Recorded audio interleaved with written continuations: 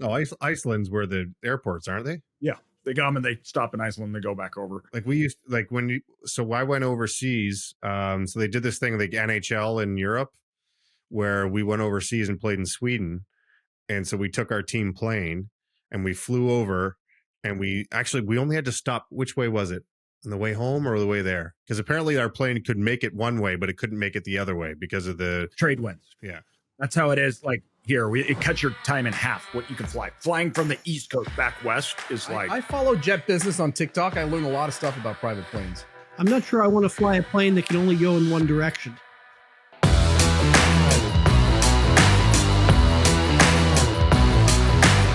Welcome to Drunk Real Estate. Grab a drink and enjoy the show. Hey there, and welcome to episode 31 of Drunk Real Estate. I am Kyle Wilson, Ashley Wilson's husband, and my God, who is that down there at the bottom of my screen? The bearded wonder himself is back with us, Mr. AJ Osborne. How's it going, AJ? Going good. It is so good to be back, guys. I can't even tell you. Holy cow, too long. Where were you? And like, it was 2 weeks. You just kind of were gone. You fired your assistant right before you left. And so we had no way to get a hold of you. We didn't know what was going on. She left. She did not. I didn't fire her. She left. She got better opportunities. Went on. That happens, I guess. But we left to the Philippines and then to Dubai. So I was jumping around the world for a few weeks, and it was awesome. It was great. But yeah, I was completely on the other side of the world for a while. So. I heard you went sans kids too, just completely kid free for 2 weeks. Yep, it was. That was actually the hardest part. That was I'd never done that before. That was the longest I'd ever been away from kids or the family, and I don't know that I will do that again. That was I think a little too long for me, so probably won't be away from them for that long again. But it was awesome though. Just spend time with the wife and go have fun. Well, we're glad to have you back, AJ. We kind of missed you. We had some great guests, but we kind of missed you. Jay, how's it going over there? So we didn't know if AJ was coming back. Like, we've been waiting to hear, and we've been trying to contact him and contacting his assistants. And so with all the stress of not knowing if AJ was coming back, I was like, I'm going to have to find like a fill in at the last minute. And so I've been drinking for about 12 hours now.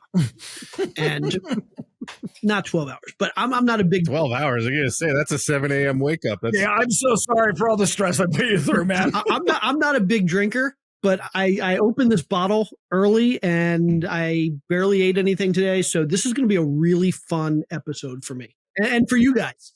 And you're coming off a fast, right? Because we talked yesterday, you were fasting. So I'm coming off about a 48-hour fast. I just had a little bit of salmon for dinner, so no carbs. I'm slurring my words already.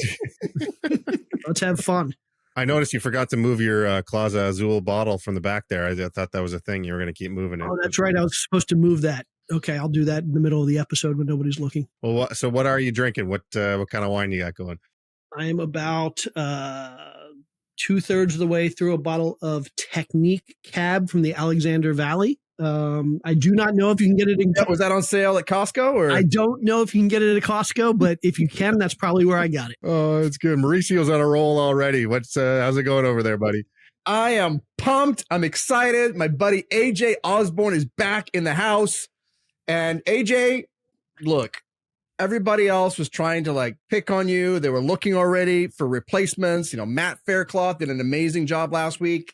They were lobbying for him to be a permanent replacement. And I'm like, no, AJ is our guy. I want to keep him. So I'm glad that you're back, my friend. Really, really excited. Me and I almost got out of this and you stopped it. Dude.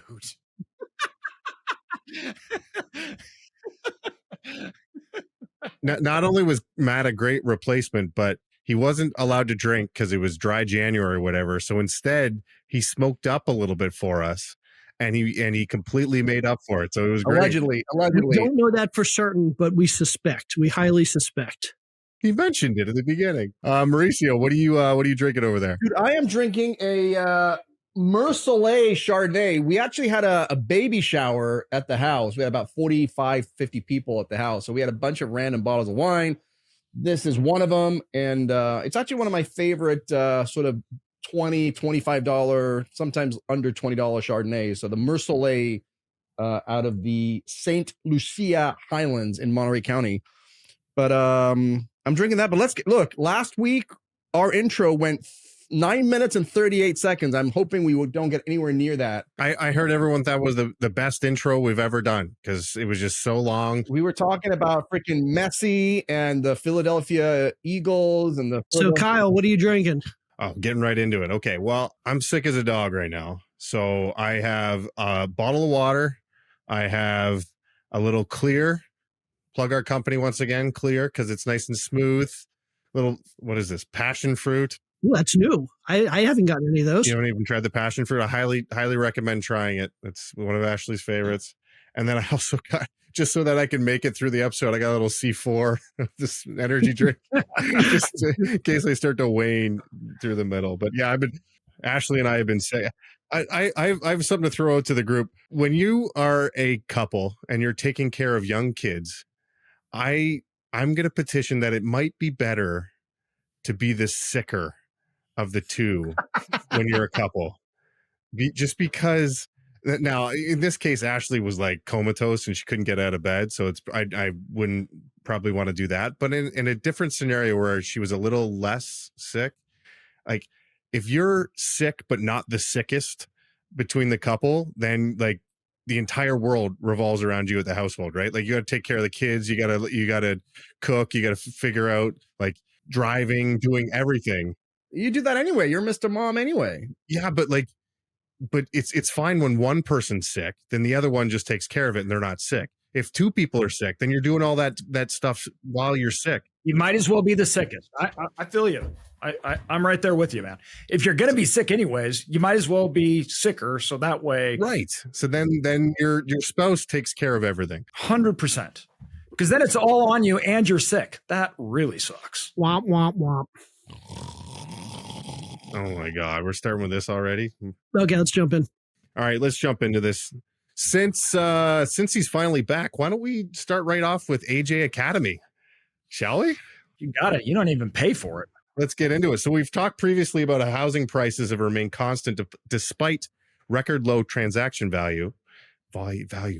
Geez, I'm sorry, guys. I'll get through this.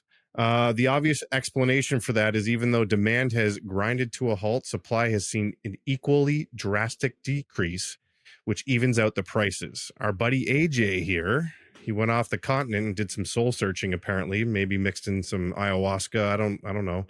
And now he's coming back and he believes that the correlation between sales prices is not as obvious as it seems on the surface. So why don't you take us to school here, AJ?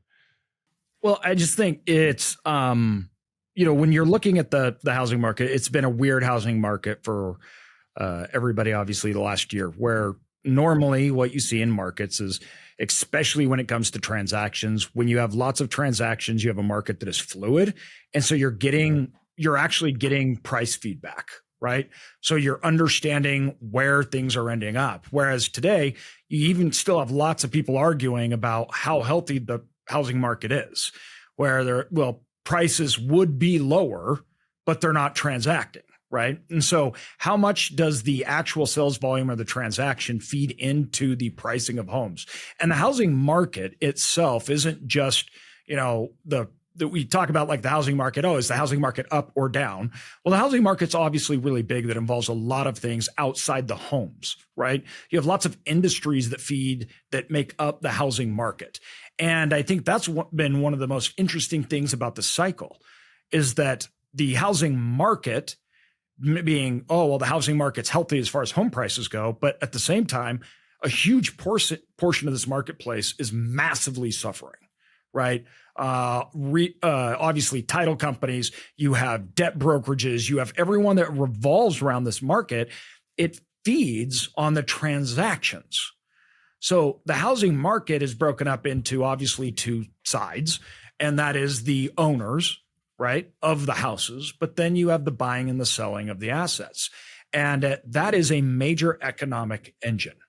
So you have building, transacting, right? All of this that evolves around it. And this is a housing market where the first time we've seen a housing market that's not going up or down, but it's not doing anything. And it's putting a real burden on the housing market. And one of the things that I worry about is we saw in 2008, we lost a lot of infrastructure around the housing market. So one of the reasons we're in the place that we are is because once that housing market shut down and nobody could make money on houses, the infrastructure that goes to support this marketplace, which is one of the most important marketplaces in the United States. We're talking like your banking importance, right? That infrastructure it went away to a large degree. That made it so we could no longer get homes out like we could, because the construction of the housing market shrunk by like 60%. Like it was some crazy number. 70% of everybody that worked in building houses lost jobs and went and found something else, and they never came back. I know that in my state where we live, it's something wild. Well over 60% never came back. I need to throw something out here. And I want to give you kudos, AJ, because you really opened up my perspective a few months ago when we had this discussion about self-storage. And we talked about this before, where it was eye-opening for me. I'd always thought of self-storage as this recession-proof asset, and negatively correlated with recessions and softening economies. And you really highlighted the fact that it's not specifically softening economies or recessions that self-storage is correlated with or negatively correlated with. It's specifically transaction volume. And when transaction volume falls off, self-storage falls off. And it made me realize that because historically we haven't really seen, and I did some research a couple weeks ago because I was curious about this, we haven't really seen a time when transaction volume has fallen off as much as it has now. Even going back to 2008, while we saw a lower retail transaction volume, there were a whole lot of REO sales, banks selling foreclosures. And so we saw a lot of inventory on the market, even if it wasn't retail inventory. This is pretty much the first time in modern history where we've seen transaction volume drop to not zero, but near zero.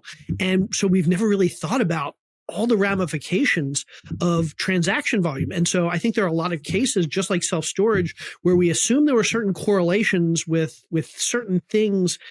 In reality, there was correlations with other things that we didn't recognize, like transaction volume. And so I think just you're highlighting this here is another really good eye-opening perspective that all of these industries are suffering, not because we're in a recession, not because housing prices are falling or people are getting foreclosed on like in 2008, but instead simply because even though everything is great, we're seeing very little transaction volume. Sorry, are you guys equating transaction volume with just literally sales, or is there a difference in your mind? Yeah, home sales. Home sales. Yeah, because I just looked it up because I caught my attention. It literally was 4 days ago, but the LA Times had an article saying that 2023 was the slowest year for U.S. home sales in almost 30 years. And it was down, I think this year from last year was down 18. It's lower, the lowest in 30 years. And that's not on a per capita basis. In that same time frame, the United States has almost doubled in the amount of people. Yeah, right. But it's still down 20% is a big dip. I'm not saying that's not insignificant, but it's not like it's down to zero. It's just down to 20%. But I'm wondering how much that has to do with the fact that transaction volume was so high during the COVID years, right? I mean, when somebody, like the examples of when you buy a car, you buy a house, then you don't need to buy a house or a car for another 7 or 8 years. So if you front load all of that purchasing at some point, then is that naturally going to lead to less people wanting to, buy a house if they bought a house back in. Now, I don't know what the transaction volume was, I guess, during COVID. I know the prices went through the roof, but, a lot of people were moving back then to get out of the cities and go to places like where you live, AJ. Yeah, it's the annual existing home sales now have been below a 28-year, have gone to a 28-year low. And I think it's important to realize that below that or after 28 years, it's lower all the time, meaning that after 30 years, there was never a time that went above anything we've ever seen because there was a fraction of the homes. So if you go back 30 years ago, there was, probably 40% less homes even in the United States. So obviously you're comparing something in the 90s to today, but on half the homes. So the overall shock to the system, because it's supposed to be supporting way more, if not double the amount of homes now has shrunk so dramatically. This also has, we talk, I think, a lot about third order consequences.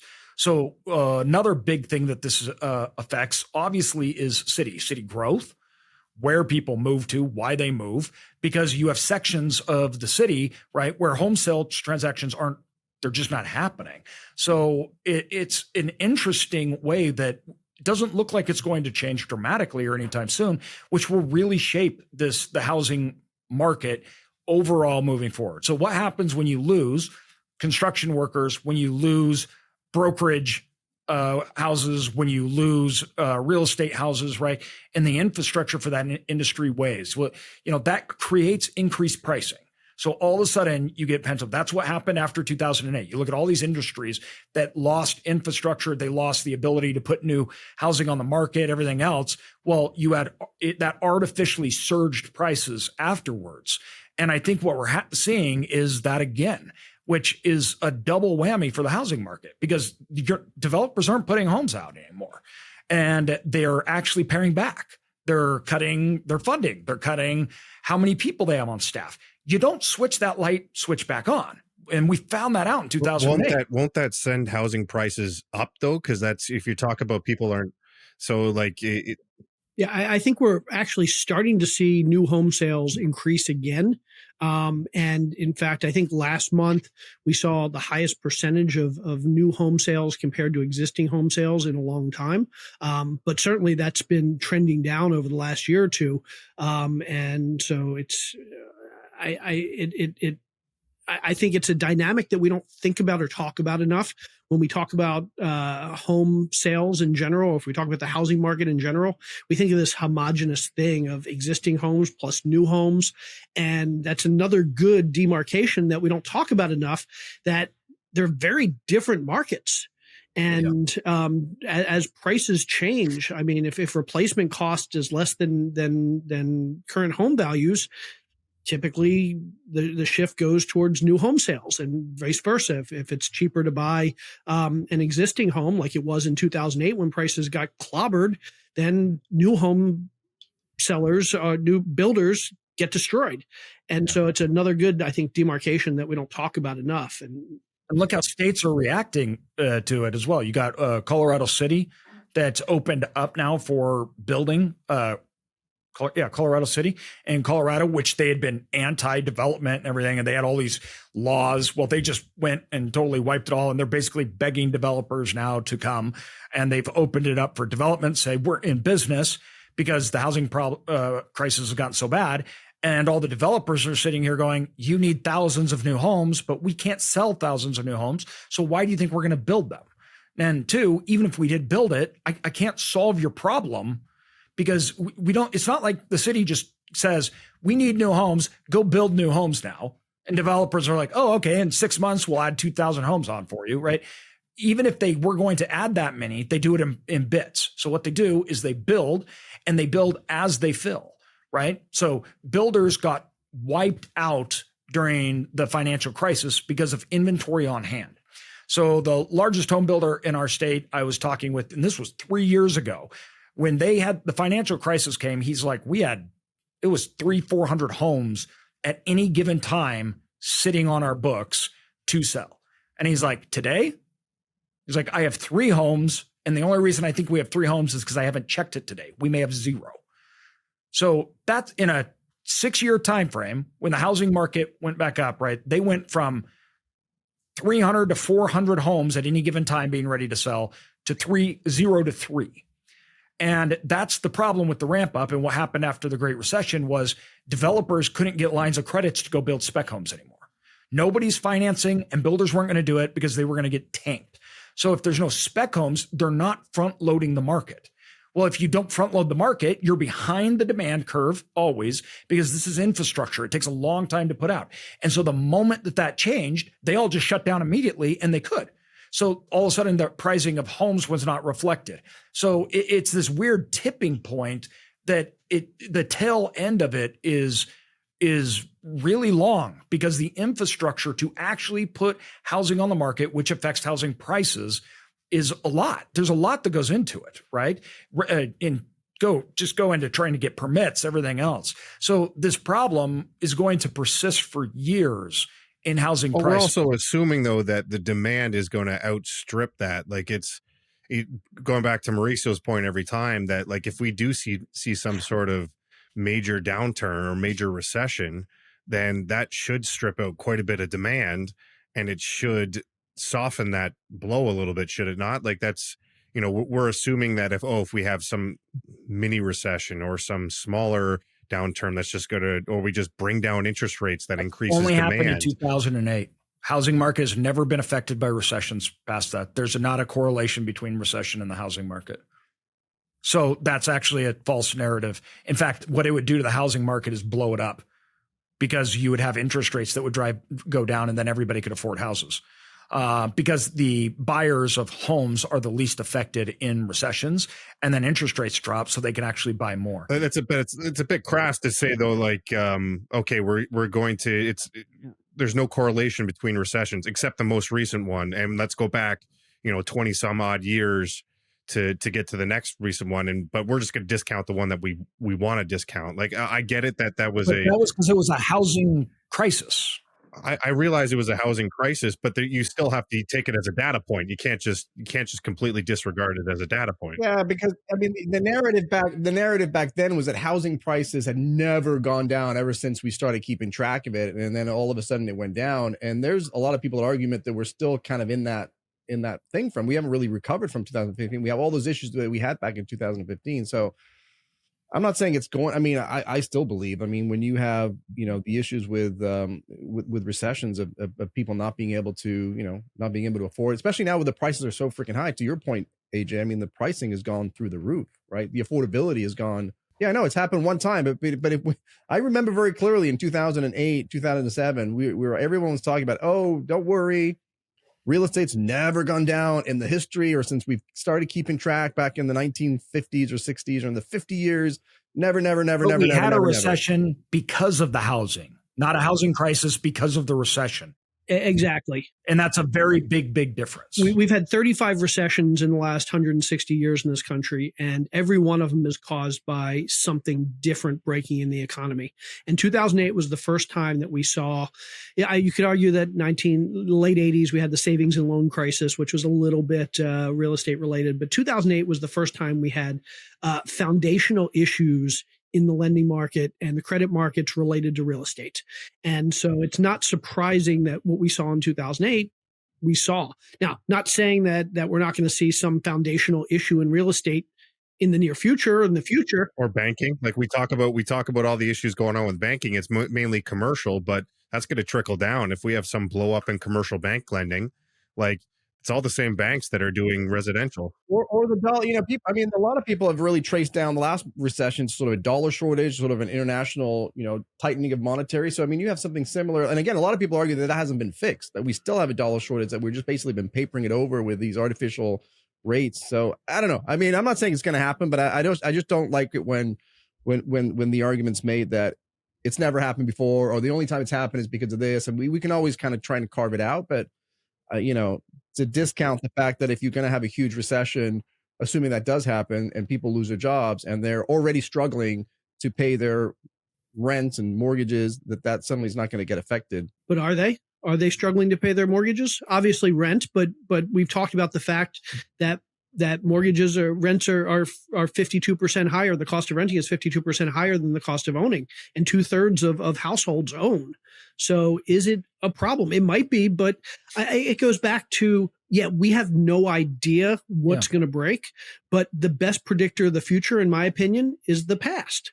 And in the past, this hasn't been a significant concern, again, with the exception of 2008. The most recent one. But that was caused by housing, not the recession. Right, and every other recession was much higher interest rates. This is the first time we've ever been in a low interest rate environment, and we've seen this. And this is the first time. Like, it's always like everyone can always point at and look to the past and be like, this is the exception because this is the first time because it's all these things. And to me, you can't just. This is the first time we've had an economy with high frequency trading. This is the first time we've had an economy with the crypto. This is the first time we have an economy where the internet's been, This is why we have this thing called recency bias. because we tend to overweight and give more credence to the things that have happened most recently. And yeah, 2008 was bad, and 2008 was a real estate crisis, and 2008 was related to real estate, but it was one out of, again, 35 events that we've seen in the last 160 years. And just because it was the most recent, I don't think we should be giving it more credence than the other 34. And two, I think when we look at investing and we look at the overall, okay, when we have recessions, here's what happened. Here's the dynamics that play. I'm the first to tell you, I'm shocked that housing prices haven't gone down. If there was any one thing that should have killed housing prices, it's that interest rates went to 8%. I thought for sure housing prices would have went down. That's what I believed. And the fact that it didn't stunned me. Well, and the reason we all assume it's just because of the supply and demand dynamic. And right now we're making this assumption that there's this pent up demand that all of a sudden interest rates go down. And you see these articles like, oh, the moment interest rates come down, there's all these predictions about how many people are just sitting on the sidelines waiting to pounce and waiting to buy that house and waiting to do that. I feel like those are assumptions as well. Like we're just assuming a lot of things. And to me, like I don't think we should be making decisions based on those assumptions. I think it goes a long way back to what we were talking about before, and the point I made earlier, which was we always assume that we understand the correlations. And yeah, historically, when interest rates go up, we see real estate values go down. But that's because historically, when when interest rates go up, it's because people are losing their jobs and we have high inflation and we're heading into a recession, or we're in the middle of a recession, and there's a lot of transaction volume. And in this case, I feel like the correlation is transaction volume, not interest rates. And it's a correlation that we don't think about because we've never had this situation. And now that we're acknowledging that this is a real thing, I think we need to change our perspective and consider maybe this whole transaction volume thing is trumping interest rates when it comes to the impact on housing prices. Well, and even if you look at the previous, I know we're discounting the previous recession, but if you look at the previous, not discounting, it's 1 out of 35 data points. Okay, but we can discount like every other data point for any random reason that we want to. Like that, I guess that's my point. But if we look at the previous recession, transaction volume went down for almost a year before housing prices actually went down. So like if you want to look at that, that's another data point we got to look at, that transaction volume goes down and it usually precludes pricing go down. So there's a difference when you look at it and say, okay, first of all, the last recession versus this recession could not be more difference. So we actually can measure how many buyers and sellers are in the market, how many people can afford and are creditable to it. So we know, first of all, loan structures back then, right? We know how many people were underwater in their homes. We know how many people also couldn't afford payments, should have never been lent, all that. We can actually measure that. That's not an assumption. We know that, right? We also know how many homes are on the market compared to people that live and want to buy homes. All those things are known, right? And it could not be more opposite than the last time. Why? Because the last time that it happened, it flipped that exact thing upside down. So what we're facing now is the opposite of what we faced in 2008. And two, the opposite effect that caused it. So the reason why interest rates are not affecting the housing market today is because they affected it so bad back then. We put all these laws into place. We stopped certain people from being able to buy homes. And now over 90+% of all mortgages are 30-year fixed at low rates, right? So I think that the last recession is exactly why we won't see it, and why the housing market, even though it's like completely frozen, we have not seen a drop at all in the housing. It swung the opposite way. There's just so many other factors though. Like we have so many other like institutional buyers of single family homes now. We have Airbnb where people are just buying houses all the time for Airbnb. That wasn't around last time. We have a lot more foreign buyers who are buying single family homes. There's just so many other factors that like. Don't forget the debt. Don't forget the debt. I mean, we're so much more indebted. This is a debt-based economy, and we have so much debt floating around, and certainly with interest rates going up. I mean, at some point, again, we were talking about this last week. Like, I don't. Well, actually, Jay, you and I were talking about this yesterday on my pod. That, where are these people coming up with all this money? They keep spending money. We talked about Christmas. We've talked about that on the pod. But like, where's it coming? Is it coming from credit cards? People's savings are gone. But those debt burdens are still there. Those are just continuing to go up and go. And at some point, when the debt burden is so high that you can't even afford this stuff. I mean, we've got the affordability issue, which I know we're going to talk about in a second, but I don't know. I'm with Kyle on this one, that there's so many different factors that you can't just rule out and make those types of assumptions, especially considering the debt issues that we have. I don't think anybody's ruling it out. I'm saying if I'm making a bet on the housing market, which we all are, we're in real estate. So if I'm making a bet on the housing market, if I think that housing prices are going to drop significantly in the next 2 years, that would 100% change my investing thesis. That would change my outlook, because that would mean that rents would plummet too. So if housing just drops, right, rents are going to drop. We're going to have a softening in the market overall. That's going to change my investing thesis, which right now my investing thesis is soundly on the data that we have that will not happen. And if it does, that should dramatically change the way people are investing in real agree. estate. And I'm a net buyer right now. I assume, AJ, you're a net buyer. Kyle, you a net buyer or seller? Well, I better be if you're a net buyer. You're also net buyers because you're a long-term investor. You're not looking to get out in 2 years. Like if I said, Jay, you got to buy this property, but you've got to get out in the next 2 years, you're not so fast to being a net buyer. You just know that over the next 5, 7, 10 years, you're going to be fine, which I agree. But if you think housing prices are going to drop in the next year, I'm not buying.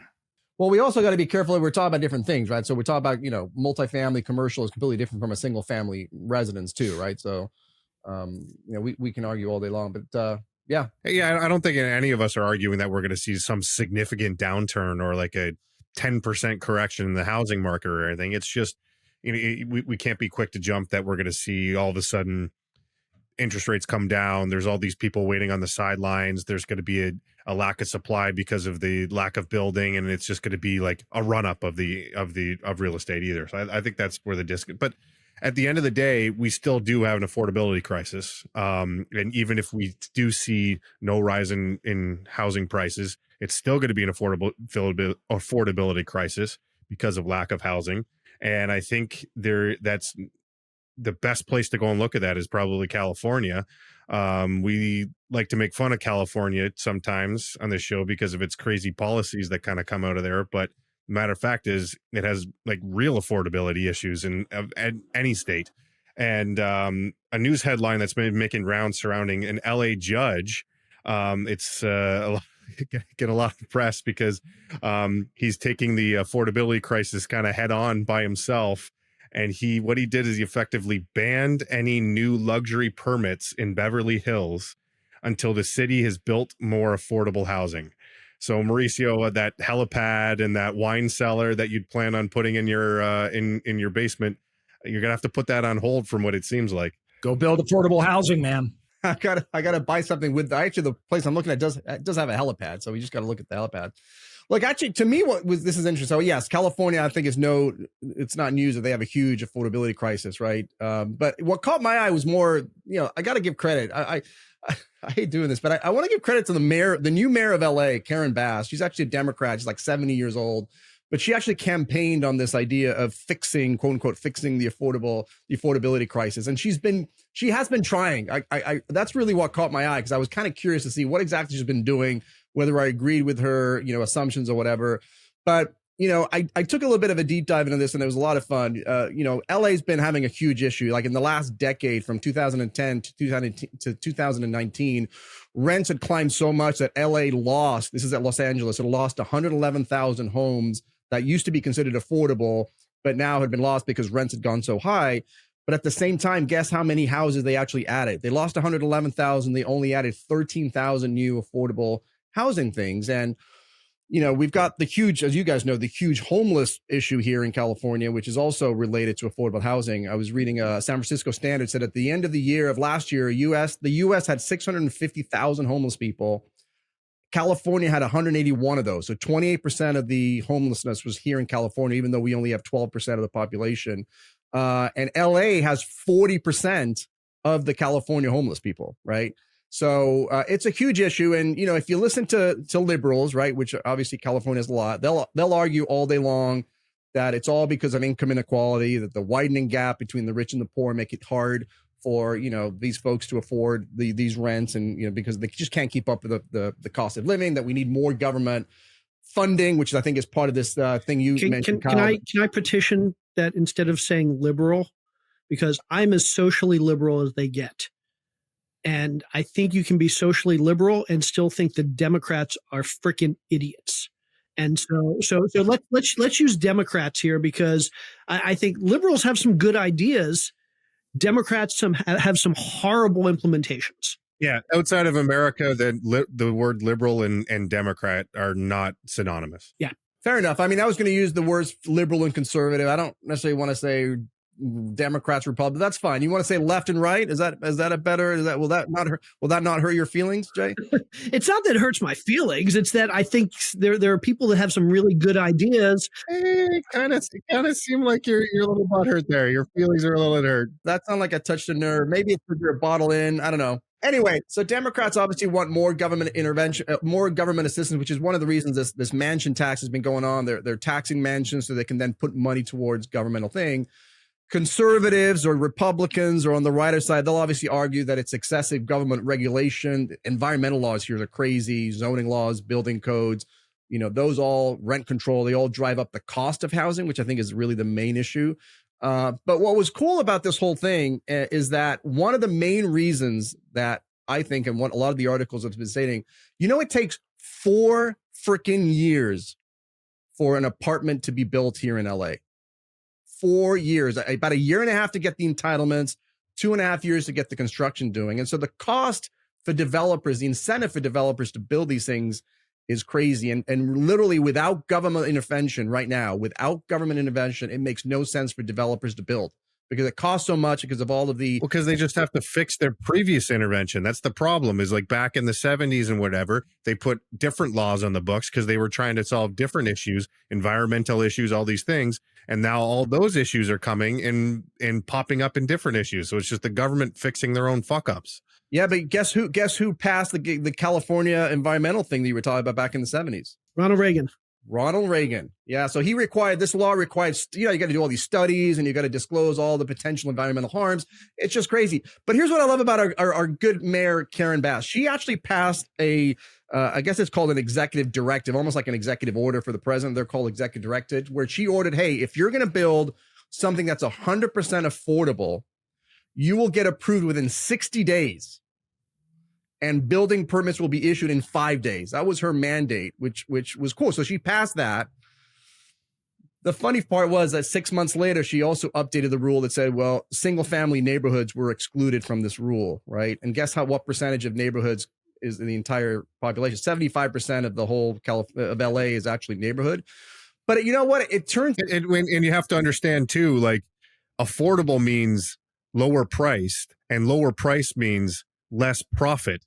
So who's going to go and just build affordable housing? Like, you have to incentivize people to build affordable housing, not just say you can do it. You have to incentivize a developer. A developer's not going to build affordable housing if they make, $600,000 building this and they make $4 million building this over there. Where do you think they're going to go? Let me throw in a quick narrator aside. If you're interested in the answer to that question, stick around for the third segment.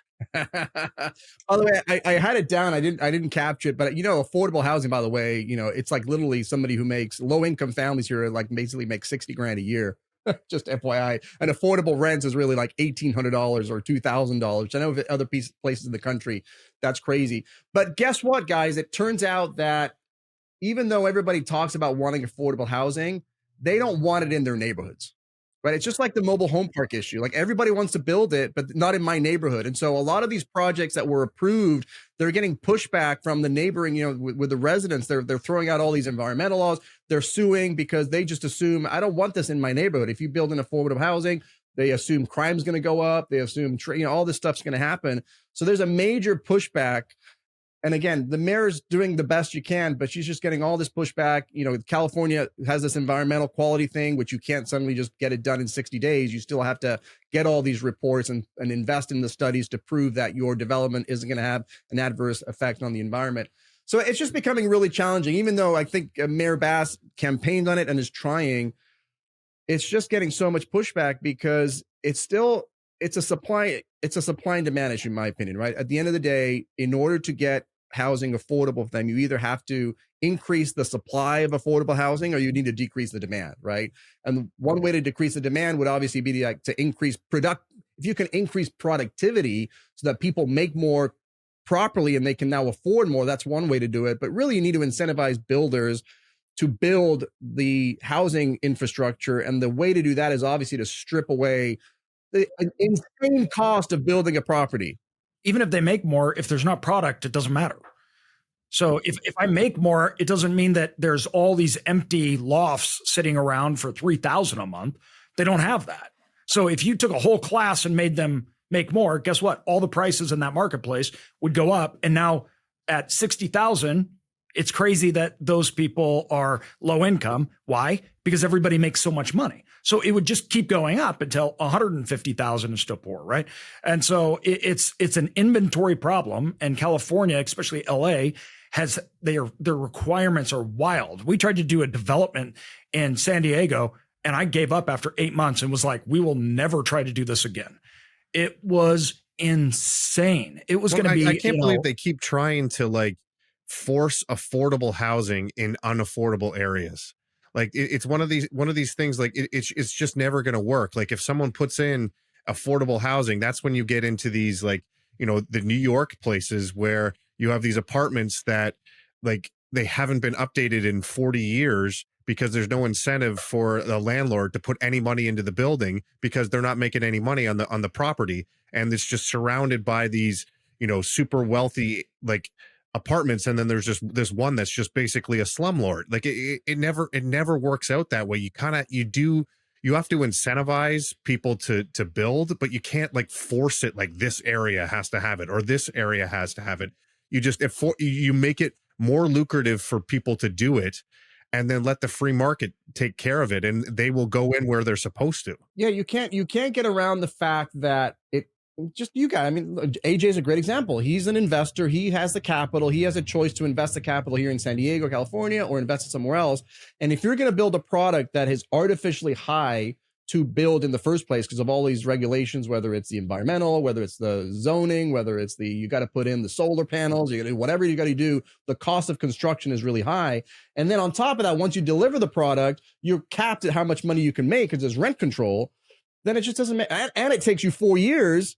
And who knows where the world's going to be in 4 years, then why in the world would you put a dime into these things? Like you'd just rather go buy something. I have a great real world example here. We looked into LIHTC housing, so LIHTC. And I know Jay's going to talk a little bit about it in the next segment too, I think. But there's literally, so LIHTC it's a national program, but they allow states to administer it. And so each state has their own set of rules for how these LIHTC dollars are administered. And depending on the state, they have caps actually for developer fees for how much a developer can make. And I know states like Texas, Florida, Tennessee, a developer can make like $5-6 million on one property. I know places like California, they don't have that. So you want more LIHTC housing, just make developers make more money, and we're more likely to come to your state because we can make more money. It's not that hard. Just make it more lucrative for people to build, give more tax incentives, give more money to the people who are going to build it. And they, if you let them build, they will come. They will. And two, you run into the problem that time is literally money. So if I buy land to develop on and it takes 4 years as opposed to 2, my holding cost has doubled. That means I've got to charge higher prices now to make up the money that I lost. And I think the government forgets this kind of stuff, that it like actually to put people on payroll plus hold the money. So my development costs are also in the process of going through. I have to have attorneys. I got to have everything else. So a 4-year hold compared to a 2-year hold, that is millions of dollars. That guess who has to pay for it? Renters. If you're raising that capital, you've got to convince investors to give you capital that's just going to sit there earning you zero for the next 4 years. Who's going to want to invest in the developers who are then going to use that money to go build? But I just thought it was fascinating. I mean, I brought up the 60. I just brought it up because I wanted to get the actual stats. So according to LA Magazine, a family of 4 earning less than $100,900 is classified as low income. $100,000 classifies you as low income here in LA. That's bananas. It's okay. Just pay them more and that'll take care of it. And I think one of the biggest problems that California's got going on is the disconnect between the state level and the local level, because you'll see, and I know obviously Newsom is like, borderline presidential run. They thought he was going to be president, so he was passing a lot of things, and he thought that affordable housing was something that needed to be passed. So he just kept passing law after law of, okay, this is how we're going to fix the affordable housing. But then, like, typically what you see in California is they will have this broad policy passed at the state level, and then they leave all the details up to the localities to figure it all out.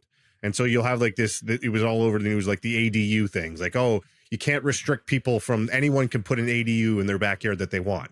Okay, well then all of a sudden the locality's like, yeah, you can put an ADU, but you need 2 off-street parking spots per ADU, and it has to be set back from the property lines by 20 feet everywhere. And so they basically, like, what the policies that the state level are trying to enact, the localities, since they're the ones in charge of it, they're just on different pages. So you kind of have this mishmash of each comes right back to, there's a disconnect between the state and the local levels. And the reverse can happen too, though. The reverse, like in LA, what's happening is that at the LA level, they're passing executive directives, but then you got to still have the California, Environmental Quality Act that they got to deal with and all those other things. So you go appeal and sue based on a violation of a California law, even though the LA had passed some kind of a directive that gets overruled. Jay's out of wine. That's a problem.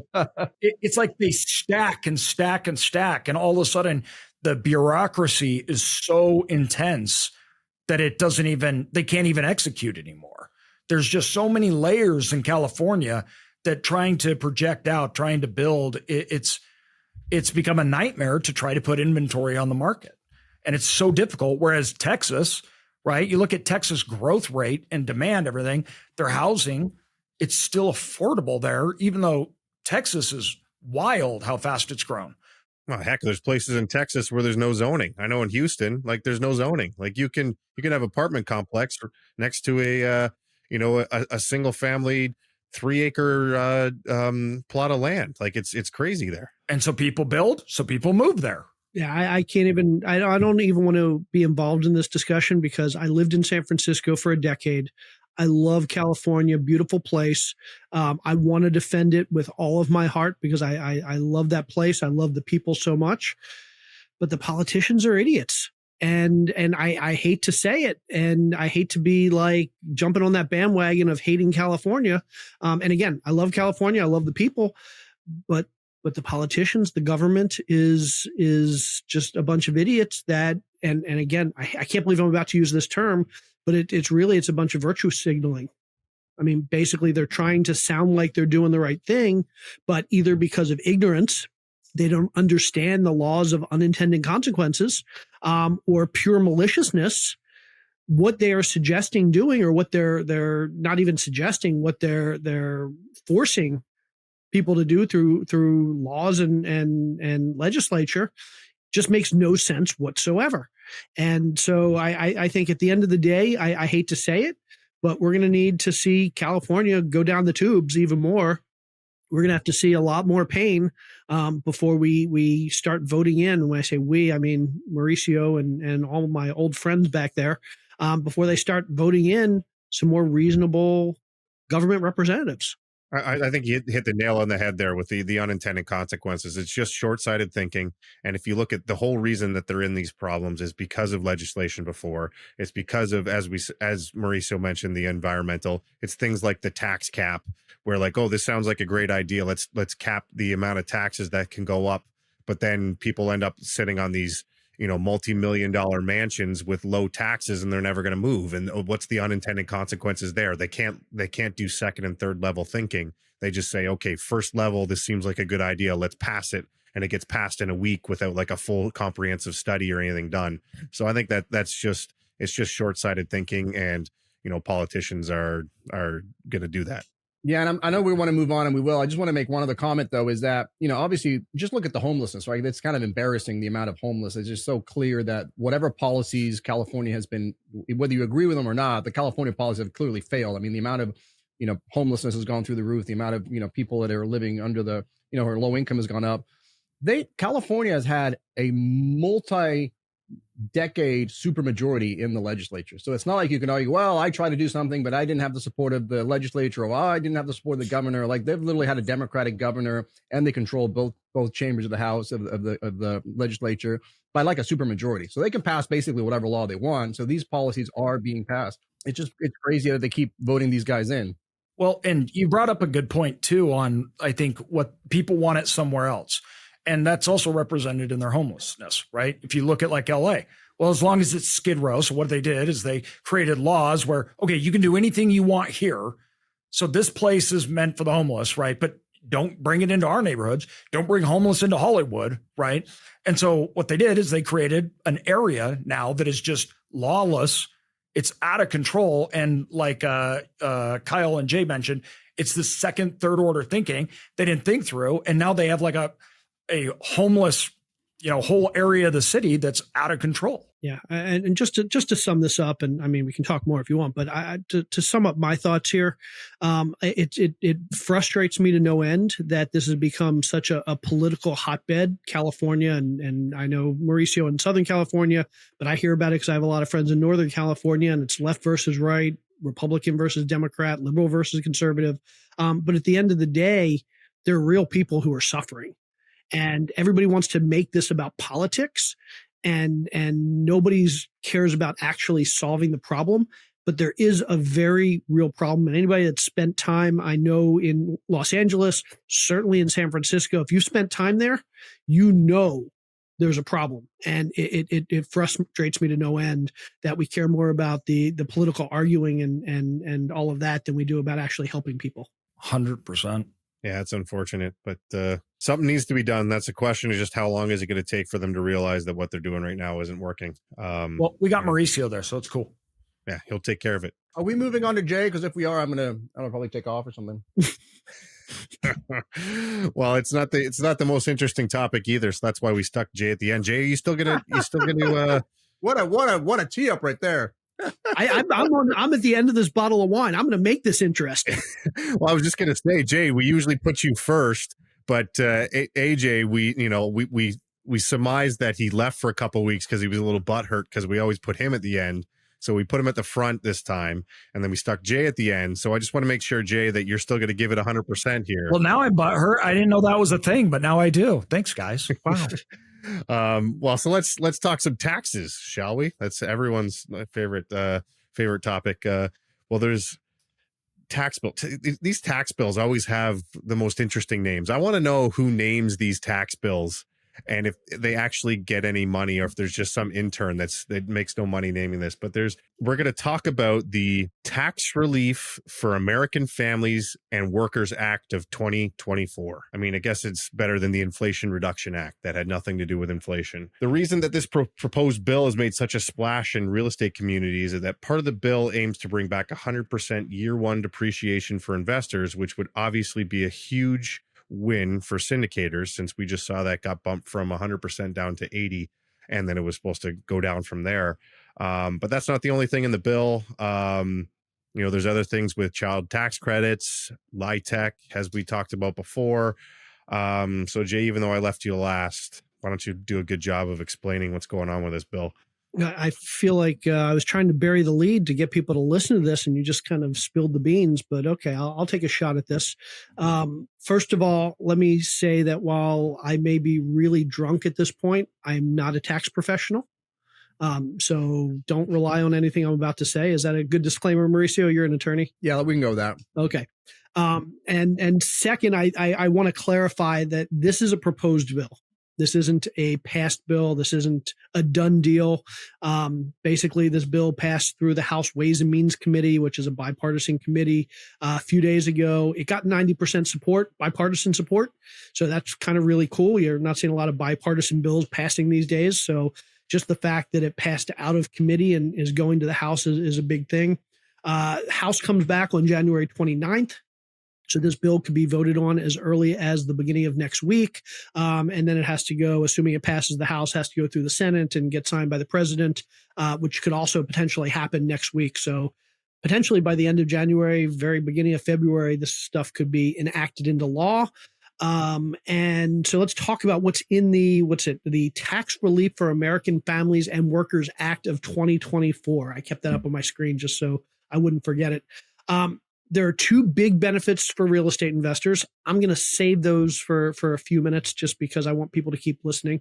But the other benefits of this for individuals and businesses, number one, if you have kids, there's some benefits for the child tax credit. So there's this $2,000 tax credit, which ends up being up to a $1,600 tax refund that people get every year. This expands that tax credit. It indexes it for inflation. It increases the refundable portion of it. And it basically, in previous years, if you have more than two kids, you kind of are penalized. You don't get the same credit as you do for the first two kids. So your third kid gets treated as the third kid. But in the new bill, basically all kids get treated equally, and they all get benefits, or you get benefits for all your kids.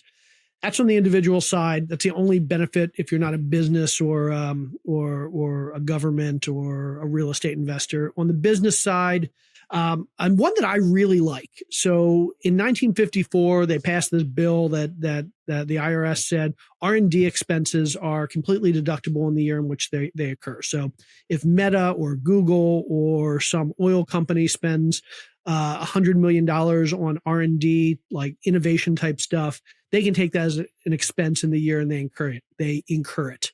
But based on the Tax Cuts and Jobs Act from 2017, that phased out last year. So now you have to amortize that over 5 years. So there's not as much incentive for businesses to spend on R&D.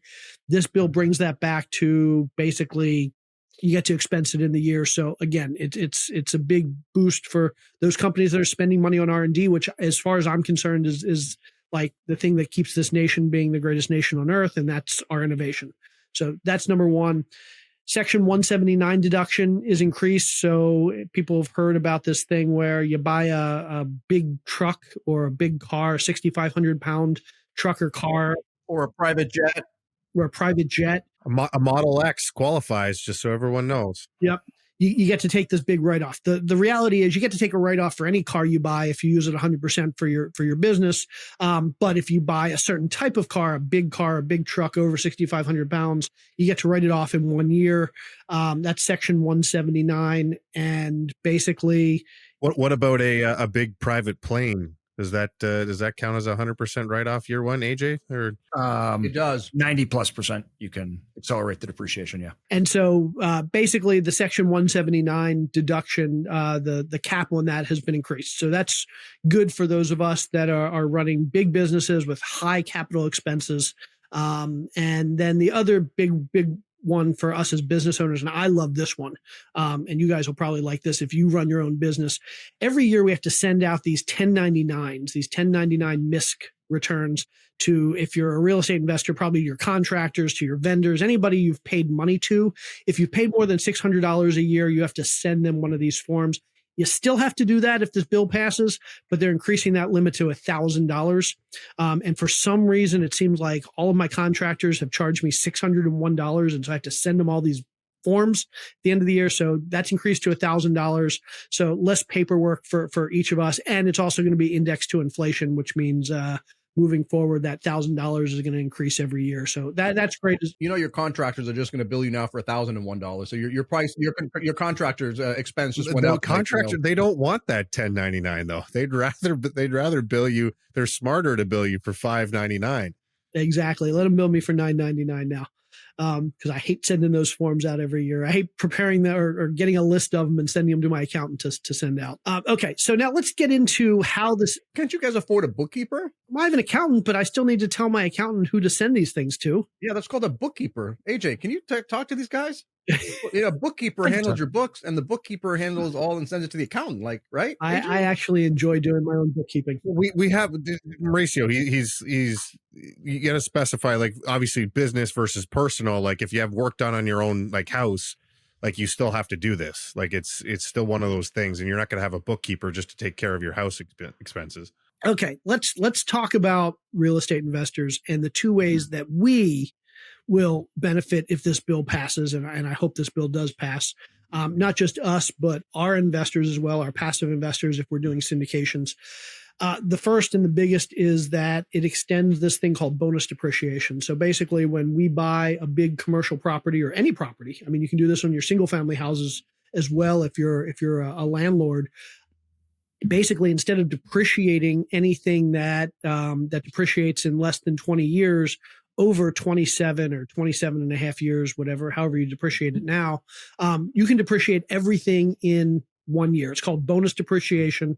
And for the last 5 years up until 2023, you've been able to depreciate 100% in year one. In 2023, that benefit started to be phased out. It was 80% in 2023. It was going to be 60% in 2024, 40% in 2025, 20% in 2026, and then back down to zero in 2027.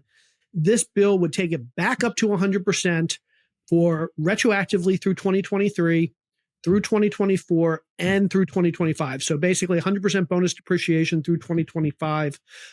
If it passes, then come 2026, we stay on that original schedule. 2026 will be down to 20%. So we'll go from 100 down to 20. And then 2027 would be down to zero again. Hopefully this will pass. And then hopefully they'll pass a new one by 2026 to keep it going. So the timing of this was pretty good for syndicators raising money at the end of the year last year, because they could say, hey, invest now, because next year that depreciation is going to get stepped down. You're not going to get as much. So make sure you get in right now. And then the new year comes around and we're like, just kidding. We're going to get 100% again. How many people do you think overpaid for properties just to get that tax benefit at the end of the year? It's possible that there were definitely some. So it's kind of, I don't want to say it's amusing, but it's interesting that people actually will base their purchase prices on these tax benefits, which can, we talk about this all the time. Tax benefits, tax law changes on a dime. So 1031 exchanges have been going away for every year for 10 years. Exactly. There's a second benefit for real estate investors as well, though, in addition to the bonus depreciation. And Kyle touched on it in the last section or the last segment, and that is LIHTC. So low income housing tax credits. Typically, the government will provide, the federal government, if you go through the federal government for these tax credits, it's a 9% tax credit. And this bill calls for that to be increased to 12.5% tax credit. So if you're a low income housing developer and this bill passes, you will potentially get much larger, about a 35% larger tax credit for your affordable housing development, which not going to affect a lot of us, but certainly it's going to be good for low-income housing developers, and it's going to be good for low-income housing tenants, anybody that relies on low-income housing, because it's going to encourage more people to get into low-income housing. So that's huge. Well, not to get in the weeds too much here, but I thought it was super interesting because there's actually, there was 9% and there was 4%. There was two types of LIHTC credits. And the 9% was actually known as like this super competitive one. That's where, because it's such a high level of tax credits, that like they max out every year anyway. Like they give out all those tax credits, and they like there's a lineup and people like sending in applications, and it's super competitive, I guess is what I'm getting at. And so like they had no shortage of people wanting to do those 9%. So why did they increase the 9% when the 4% one? There's states that have 4% tax credits that they don't even give out. Like people, like it's back to my point, their rules and whatever aren't as lucrative as other states, and they don't even give those out because like they can't find people to make projects work. And so I thought it was interesting that they bumped the 9% and not the 4%. You want my cynical response to that? And that's that those who are getting the 9%, and again, it's very difficult to get, tend to be the very experienced, the very large, and the very well-connected developers. And my guess is those folks probably have a pretty good lobby. And so this is benefiting a very small number of developers who are accustomed to getting those 9% credits. So that's my cynical response to that. I don't know if that's true or not, but I like you, when I read that the first time, it surprised me that it was the 9% credits that were getting bumped and not the 4% credits. Be careful, Jay. You're putting a target on your head right now. Those expensive lobbyists. It's like the toilet paper lobbyists from South Park. They're going to come after you. I have no intention of committing suicide. Let me throw that out here now publicly. So the next question here, and we can talk about this more if you want, but the next question, or the final important question, is how are we going to pay for this? Why does that matter? That has never stopped us before. We actually have a way to pay for this. Depending on which think tank you ask, it may or may not pay for it. Some folks think that it's going to cost a whole lot more than we're going to be saving, but the argument that the folks who passed the bill made was that we're going to pay for this by ending this thing called the employee retention tax credit, which if you owned a business during COVID, you've probably gotten like spam phone calls about this for the last year. Basically, there was this COVID era benefit that the government provided for those folks who employed a bunch of people successfully through COVID, and they're giving them some tax credits called this employee retention tax credit. Basically, it's been a huge source of fraud over the last couple of years. The government's basically said we're not paying these out anymore because so many of the applications for this credit have been fraudulent. But instead of allowing applications for that credit through 2025, or I guess April 2025, they're basically going to end that now and say no more payments of this employee retention tax credit. And we're going to use all the money that's been allocated for that tax credit to go towards the tax benefits in this bill. And this bill actually, interestingly enough, calls out a whole bunch of penalties for those who abuse that other tax credit. So that might be a source of savings as well. I would love to see the data. I'd like to see a spreadsheet, Jay. If you could work on this before our next episode, that'd be awesome. The last 1,000 bills that were passed and what they said the savings were going to come from, and then look at the actual number and see how many of those actually worked or went under. Well, no, at least in this case, it looks like there was money allocated that they're taking immediately from one program and pushing to another. But to your point, Mauricio, usually these tax bills are like, oh, how are we going to pay for this? Well, we're going to pay for this because we did a calculation that, yes, right now it's going to cost us money, but years in the future, we're going to save this much money, and that's going to offset the cost of it right now. And you just know in the back of your head, that's never going to work out. Yeah. And so it's pretty complicated to determine how much a bill actually saves. There are think tanks, there are government say it again. Because it's all made up. That's why it's so complicated. I mean, it's made up to some extent. I mean, we try and take into account all the considerations that this bill is going to impact, all the things that it's going to cost us and all the things it's going to save us. And I mean, no doubt, like we're making up numbers there, and we're missing things, and we're adding things that maybe not are true. And so it depends on who you ask. So I just think I know it works this way. You just basically reverse engineer it. So, well, this is how much money we need to save. So where are we going to say that money's going to come from? And you just basically make it up until you get there. But anyway, that may be a little bit slightly cynical. I don't know. At the end of the day, people seem to like, and businesses seem to like, tax bills that lower taxes, even if it's not going to help them personally. So it'll be interesting to see. Normally, it's the right that passes these types of bills, and they get a lot of fanfare. In this case, it's bipartisan. So we'll see if it gets the same amount of fanfare under a Democratic president. But at the end of the day, from a real estate investor standpoint, there's at least one huge benefit for us, and that's the bonus depreciation. So I'm certainly rooting for it. Are you guys holding off on filing taxes to see if this thing passes? I know some CPAs have been, at least on TikTok, which is where I get most of my my CPA advice, that you may want to hold off filing taxes. So if this thing passes, you can take. Let's be honest, Mauricio. If you're in real estate, I can't even remember the last time that I filed in April for my taxes. You're always, because of these K1s, because of these business taxes, you're always having to file extensions. So you're waiting till October every year anyway. Yeah, I file I used to file my personal taxes on time. Like I would never have to file for an extension, but ever since I got into commercial stuff, multifamily. Yeah, we don't get our K1s until late, and I invest in a bunch of syndications where sometimes I don't get my K1s until July or August. So I'm always extending these days.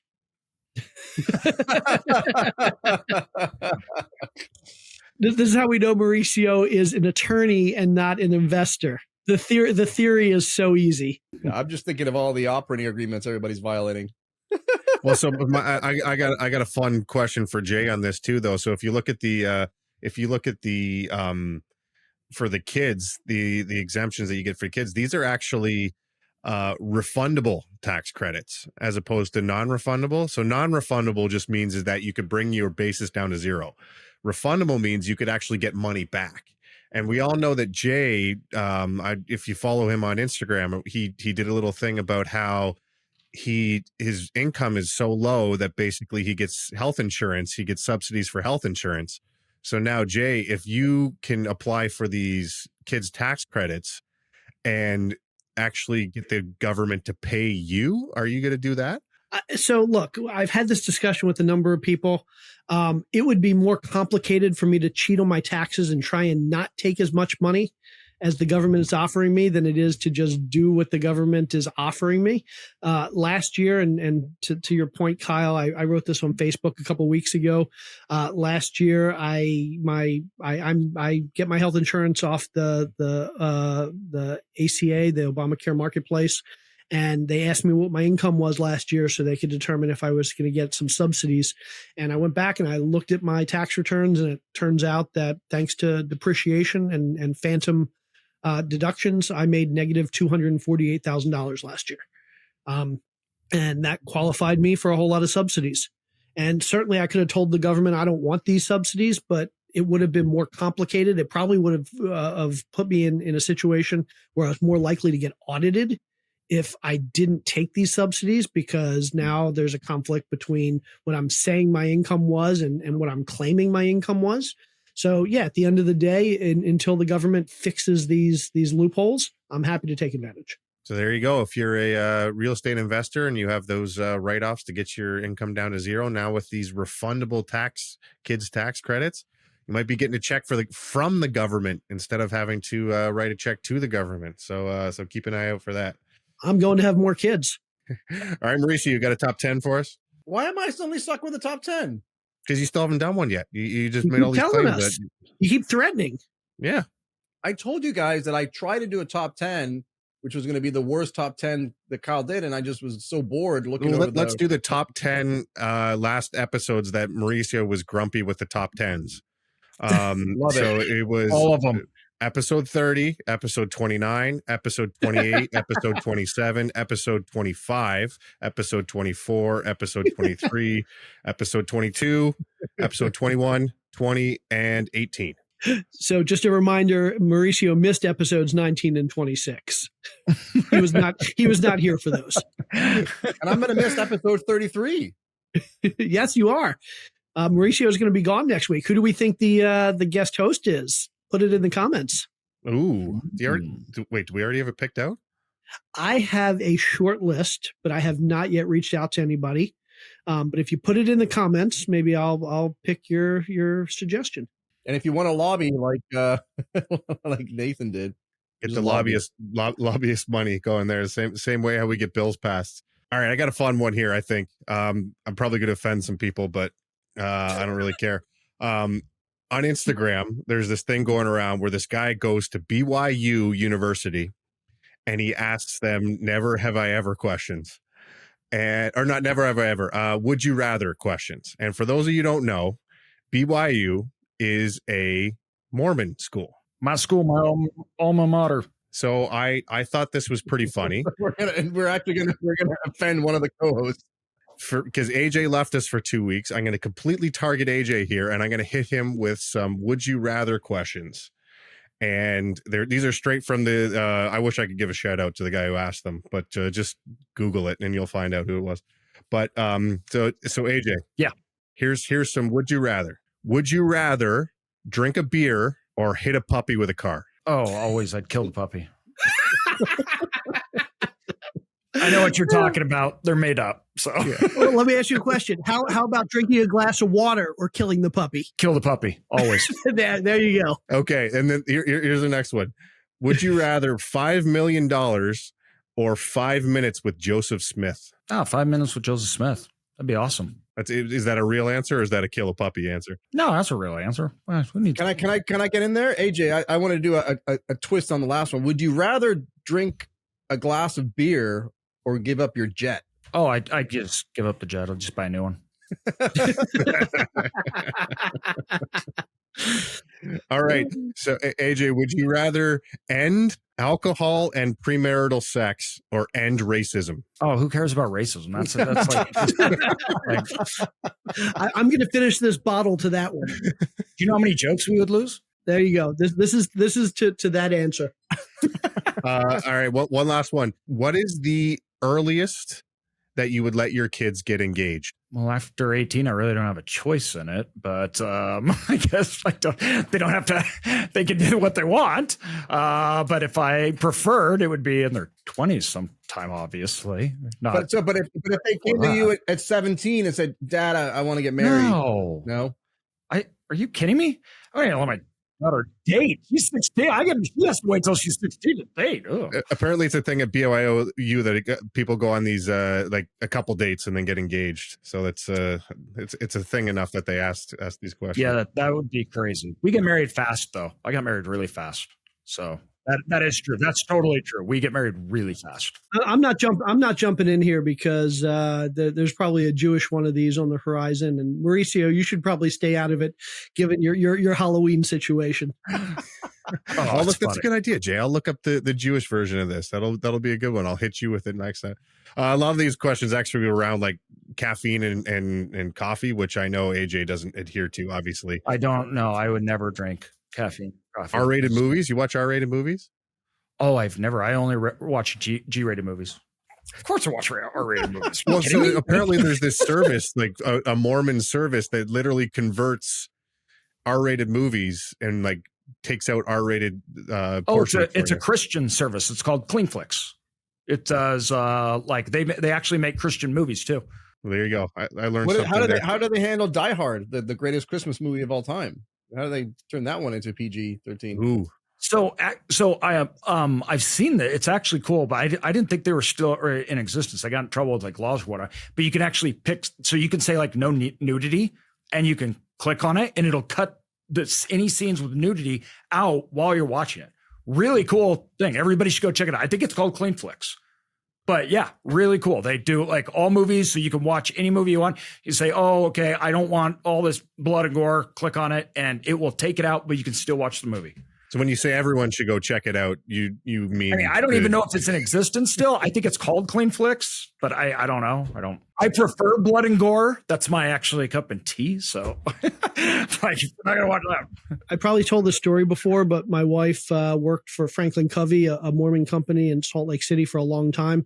And when she interviewed there, they picked her up in a limousine to drive her to the interview early in the morning, and she had gotten in late at night. So she asked if they could stop and grab a cup of coffee on the way. And she got there and she said, could I get a cup of coffee? And somebody ran out and got her Starbucks. And halfway through the interview, she said, could I get another cup of coffee? So they send somebody out. She had no idea that Mormons don't drink coffee or don't drink caffeine. And so she didn't realize every time she was asking for a cup of coffee, somebody literally had to run to Starbucks because they had no coffee machines in the company. She took the job. She gets there on day one, and there's a big box gift wrapped for her. And it was her own coffee maker for her to sit on her desk because she was literally the only one in the company that drank coffee. Well, there was one more thing. There was questions at BYU, but I don't feel like it's appropriate. I know we talk about a lot and we cross the line all the time, but the issue of soaking. So if you want to look it up, I'll stop. let you know. I've got a lot of Mormon friends. This is offensive to me.